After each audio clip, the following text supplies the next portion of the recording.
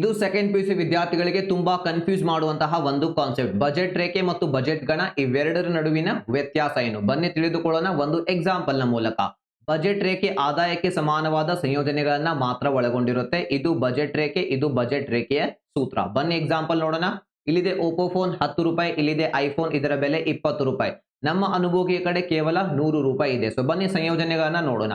A ಸಂಯೋಜನೆಯಲ್ಲಿ 4 Oppo phone ಇವೆ ಅಂದ್ರೆ 40 ರೂಪಾಯಿ, 3 ಐಫೋನ್ ಇವೆ ಅಂದ್ರೆ 60 ರೂಪಾಯಿ. ಸೊ ಟೋಟಲ್ ನಮ್ಮ ಆದಾಯಕ್ಕೆ ಸಮಾನವಾಗಿದೆ 100 ರೂಪಾಯಿ. ಬಿ ಸಂಯೋಜನೆಗೆ ಬನ್ನಿ. 8 ಓಪೋ ಮೊಬೈಲ್ ಅಂದರೆ 80 ರೂಪಾಯಿ, 1 ಐಫೋನ್ ಅಂದ್ರೆ 20 ರೂಪಾಯಿ. 80 ಪ್ಲಸ್ 20 100 ರೂಪಾಯಿ.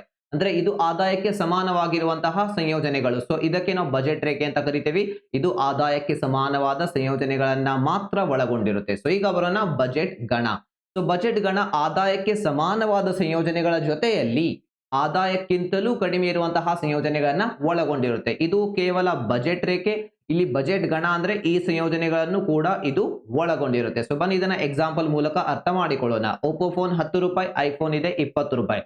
ನಮ್ಮ ಅನುಭೋಗಿಯ ಆದಾಯ ಇದೆ 100 ರೂಪಾಯಿ. ಸೊ ಈಗಾಗಲೇ ನಾವು ಇಲ್ಲಿ ಎರಡು ಸಂಯೋಜನೆಗಳನ್ನ ನೋಡಿದೀವಿ, ನಮ್ಮ ಆದಾಯಕ್ಕೆ ಸಮಾನವಾಗಿವೆ.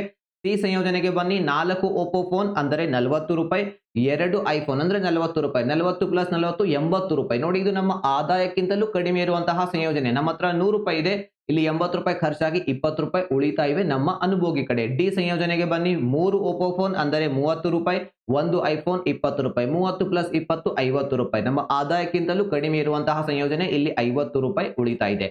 ಬಜೆಟ್ ರೇಖೆ ಅಂದ್ರೆ ಅಲ್ಲಿ ಕೇವಲ ಈ ಸಂಯೋಜನೆಗಳು ಇರುತ್ತೆ. ಬಜೆಟ್ ಗಣ ಅಂದ್ರೆ ಈ ಎಲ್ಲಾ ಸಂಯೋಜನೆಗಳು ಇರುತ್ತೆ. ಸೊ ಬಜೆಟ್ ಗಣ ಅಂದ್ರೆ ಏನು?